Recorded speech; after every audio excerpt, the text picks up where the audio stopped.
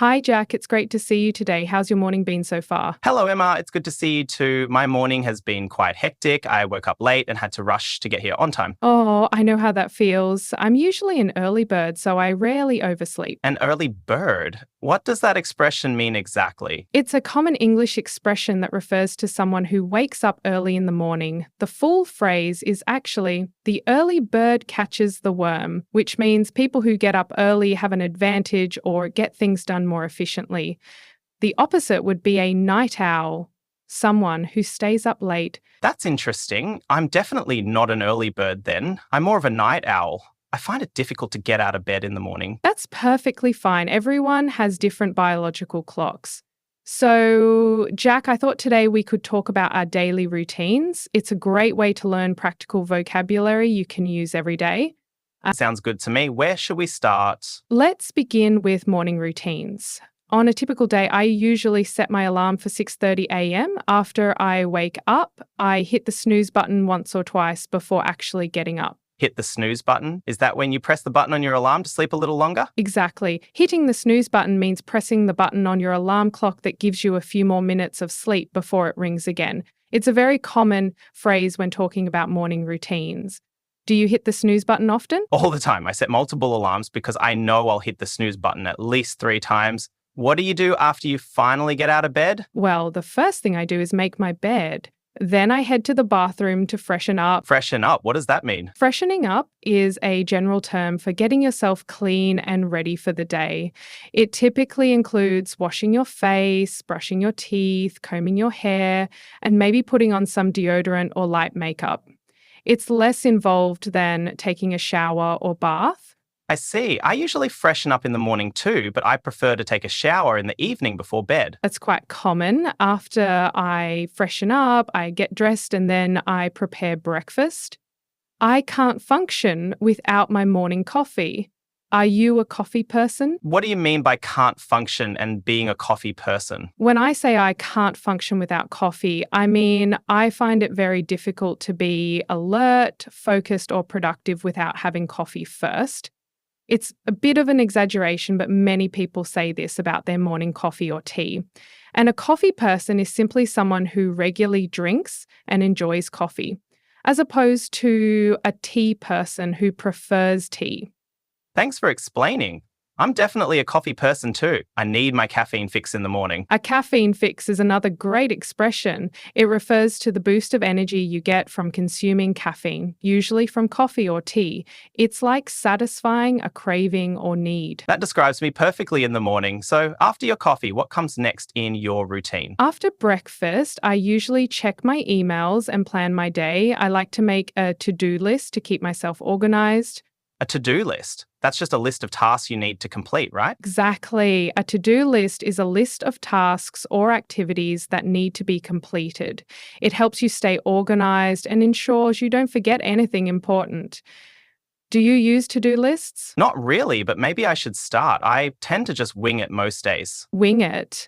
That's an interesting phrase. What does it mean? Oh, I learned this one recently. To wing it means to improvise or do something without much planning or preparation. You just figure things out as you go along. That's exactly right, Jack. I'm impressed. So you prefer to improvise rather than plan your day? Yes, though it doesn't always work out well. Sometimes I forget important things or end up rushing at the last minute. That can happen when you wing it. What about your commute to work? How do you get there? Commute? Is that the journey from home to work? Yes, your commute is the regular journey you take from home to your workplace or school.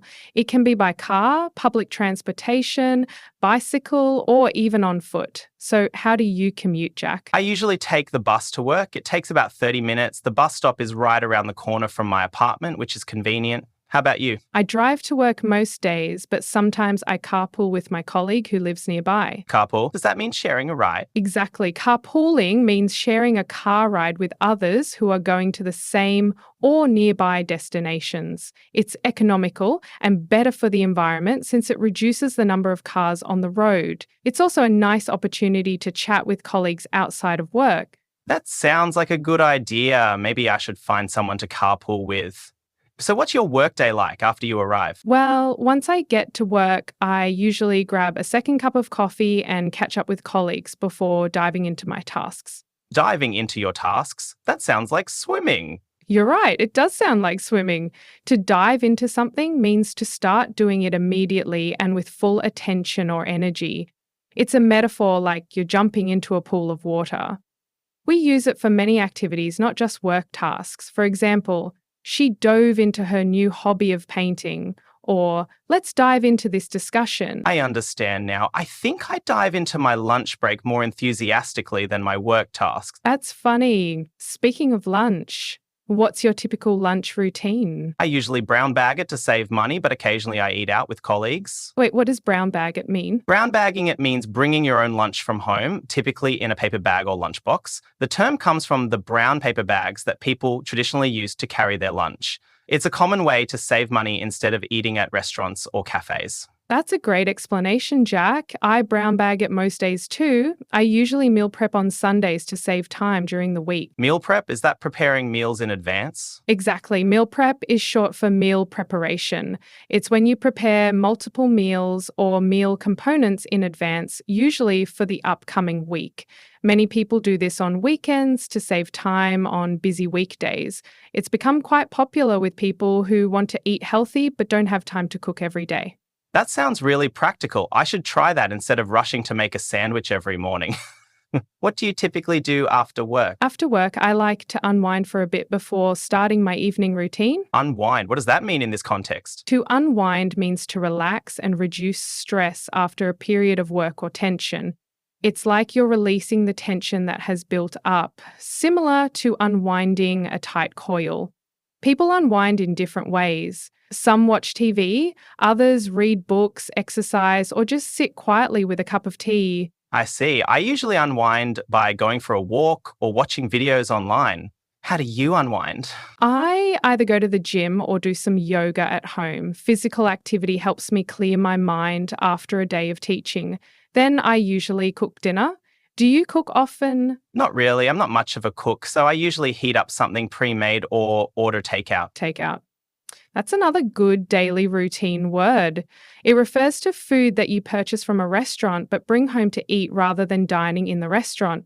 In British English, they often call it takeaway. Yes, I probably order takeout too often. It's convenient, but not very economical. What about your evening routine before bed? In the evening, I try to have some me time after dinner. Me time? That's not a term I've heard before.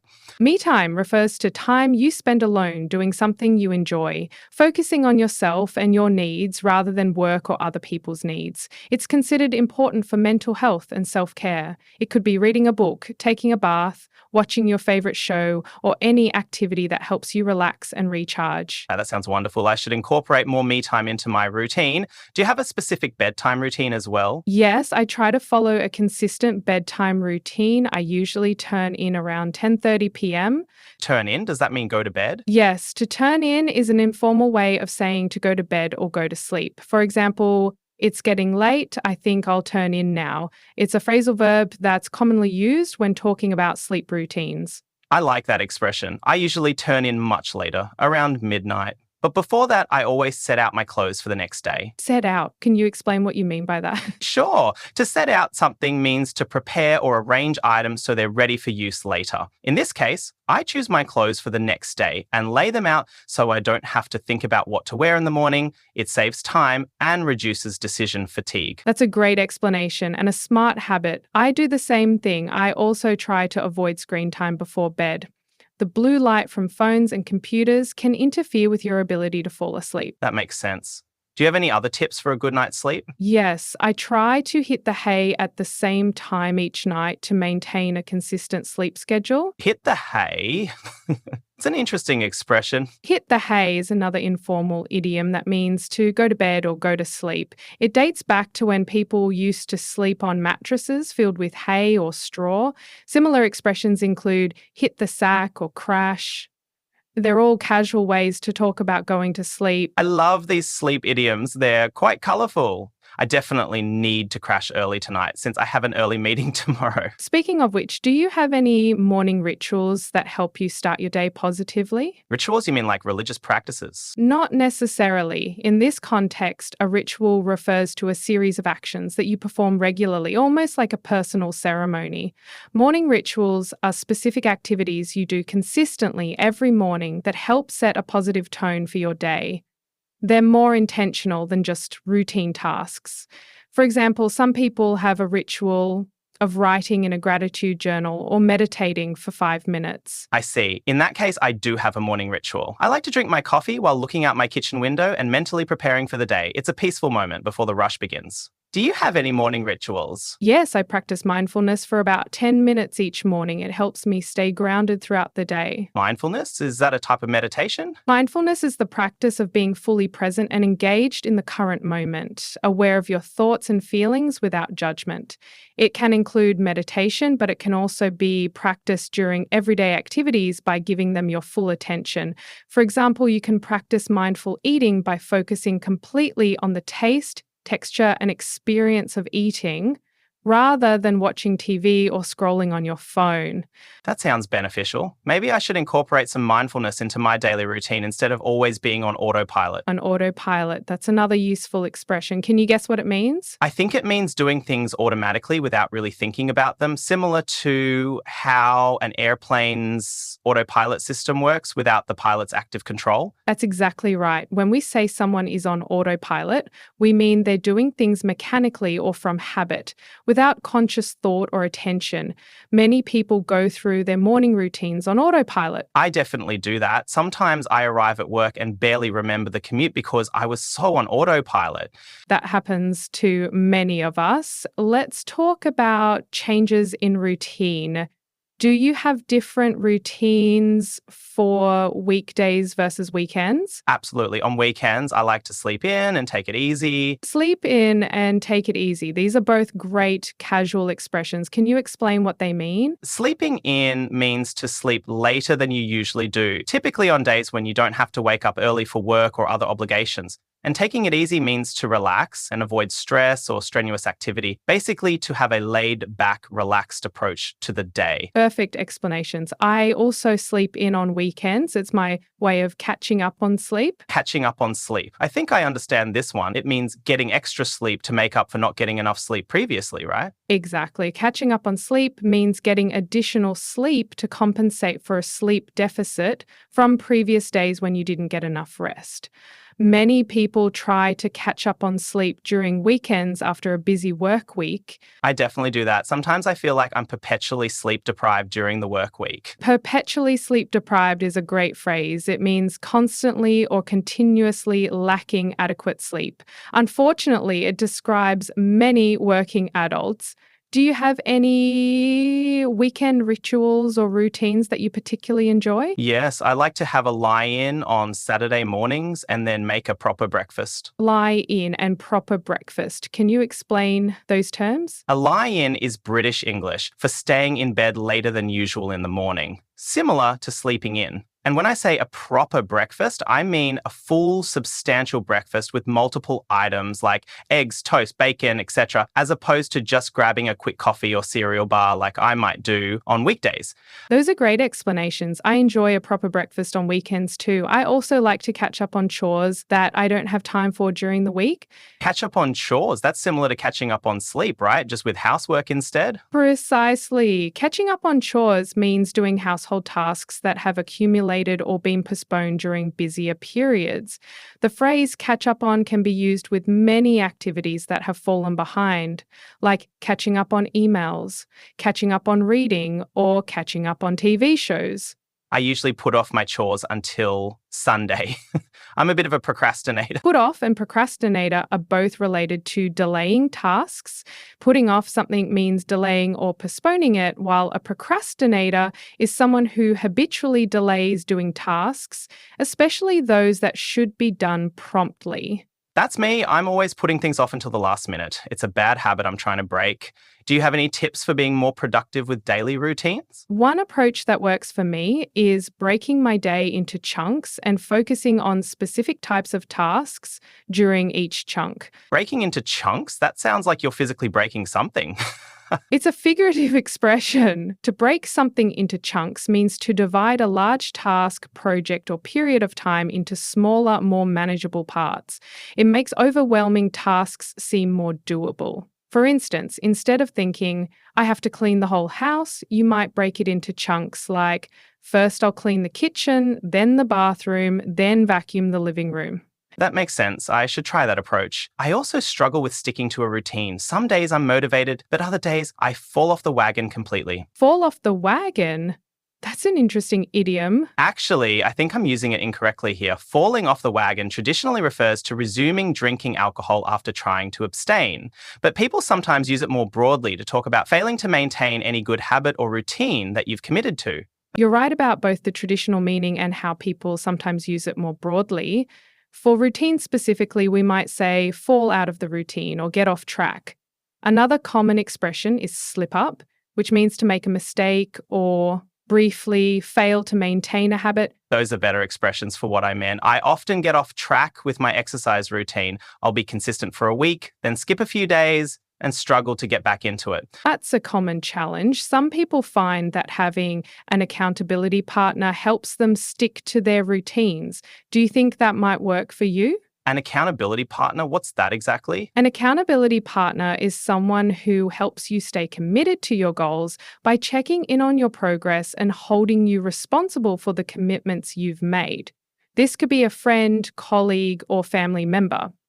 For example, if you're trying to establish a morning running routine, an accountability partner might be someone who agrees to run with you or someone you text each morning after your run. That's a great idea. Maybe I need an accountability partner for my exercise routine. Having someone expect me to show up would definitely motivate me more.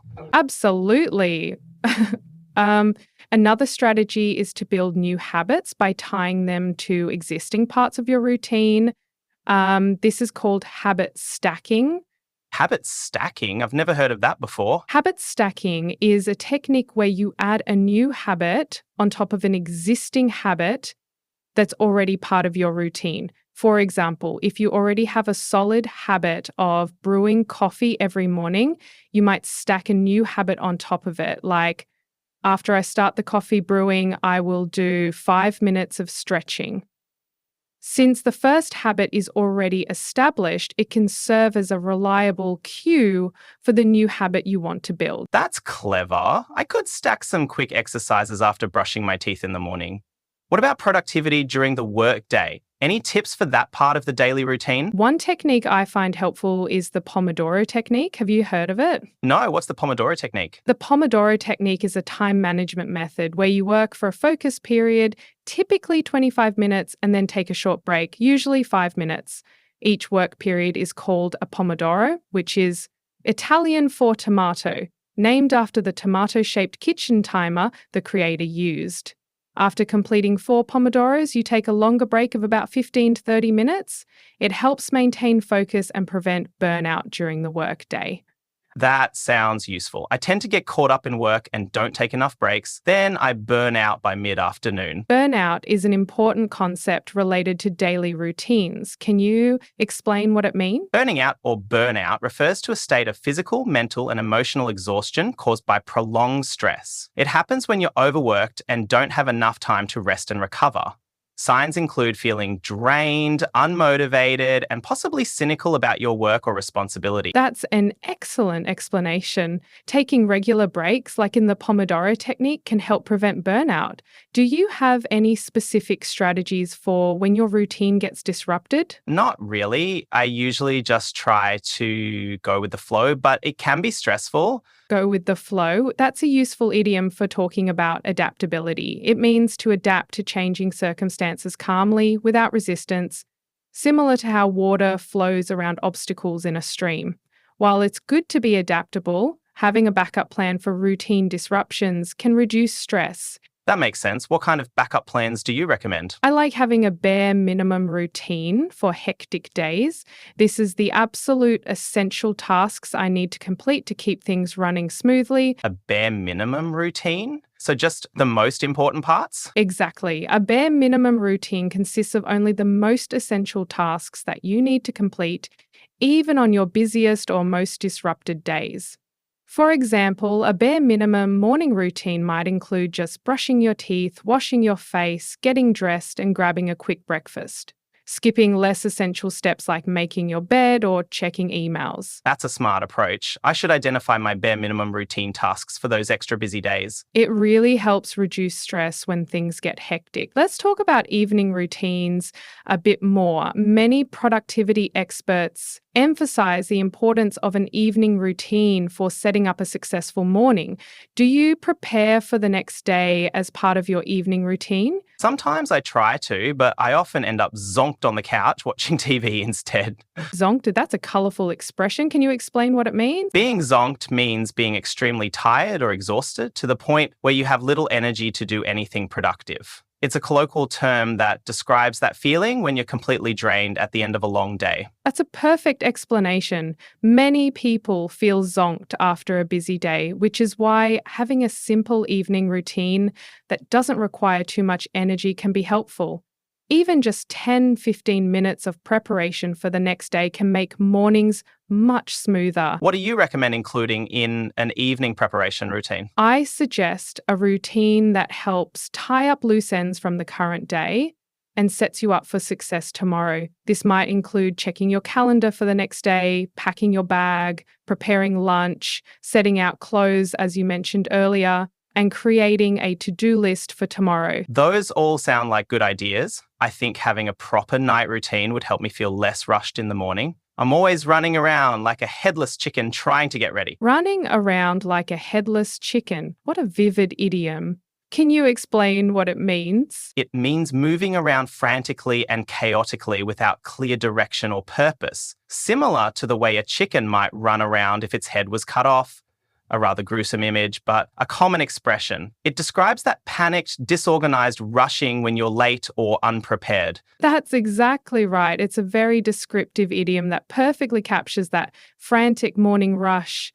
A good evening routine can definitely help you avoid that headless chicken scenario in the morning. Definitely. I should make more of an effort to prepare the night before. What about weekend routines? Do you think they're as important as weekday routines? Weekend routines serve a different purpose than weekday routines, but they can be just as valuable. While weekday routines are often about efficiency and productivity, weekend routines can focus more on rest, rejuvenation, and quality time. That makes sense. I do notice that if I sleep in too late on weekends, it throws off my whole week. I think it's called social jet lag. Yes, social jet lag is a great term. It refers to the mismatch between your body's internal clock and your social schedule, especially when your sleep schedule on free days, like weekends, differs significantly from your schedule on work days. It's called jet lag because the effect is similar to what happens when you travel across time zones. Exactly. I try not to sleep in too late on weekends to avoid that. Do you have any recommendations for creating a balanced weekend routine? I think a good weekend routine balances rest, productivity, and enjoyment.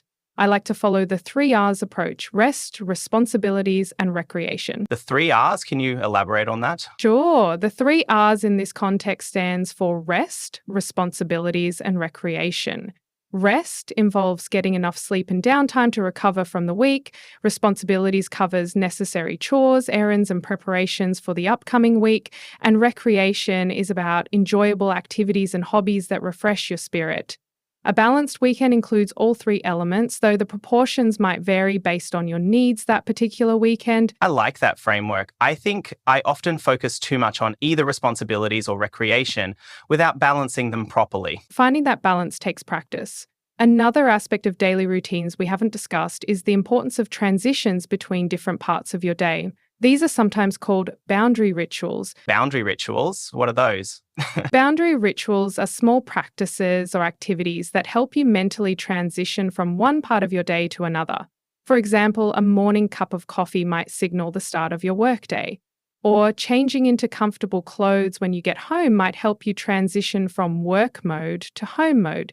These rituals create psychological boundaries between different activities and roles in your life. That's interesting. I guess my commute serves as a boundary ritual between work and home. I use that time to decompress and switch gears. Exactly.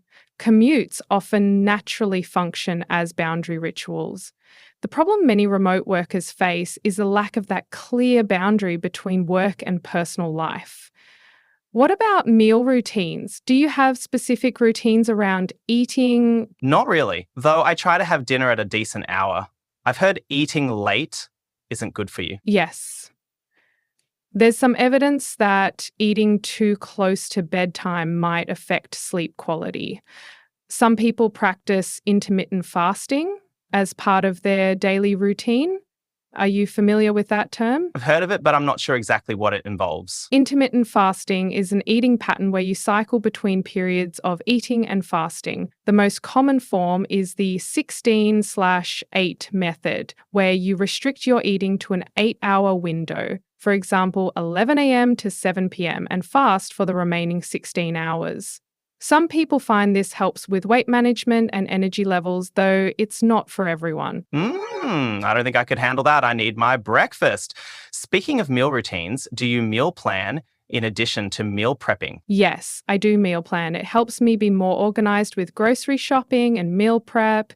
What's the difference between meal planning and meal prepping? Good question. Meal planning is deciding in advance what meals you'll eat for a certain period, usually a week. It involves creating a menu and making a shopping list based on that menu.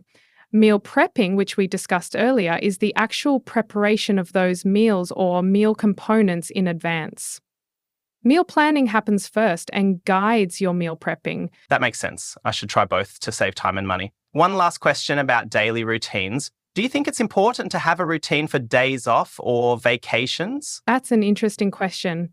I think a loose routine, even on vacation, can provide some helpful structure, but it should be much more flexible than your regular routine. Some people call this a vacation framework rather than a strict routine. A vacation framework? That sounds more relaxed than a routine. Exactly. A vacation framework provides some loose structure to your time off without being rigid. For example, you might have a general morning routine of having coffee and breakfast before deciding on the day's activities, but without specific timeframes or obligations. It provides just enough structure to help you make the most of your time off without feeling like you're still on a schedule. I like that approach. Sometimes with no structure at all, vacation days just slip away, and I don't make the most of them. Many people have that experience. It's about finding the right balance between structure and spontaneity. Well, we've covered quite a lot about daily routines today. Is there anything specific about routines we haven't discussed that you'd like to know more about? I think we've covered a lot of ground. This conversation has given me many ideas for improving my own daily routine. The vocabulary and expressions will be really useful for talking about my schedule in English. I'm glad to hear that. Remember, the most effective routine is one that works for your specific needs and circumstances.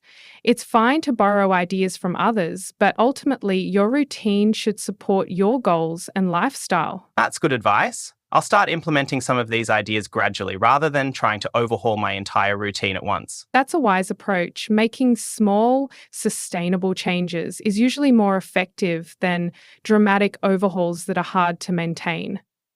The English expression for this is baby steps, making gradual progress through small incremental changes. Baby steps. I like that. Thank you for all these helpful expressions and ideas about daily routines. Emma, this has been really informative. You're welcome, Jack. I've enjoyed our conversation. Keep practicing these expressions and they'll become a natural part of your English vocabulary. Good luck with refining your daily routine.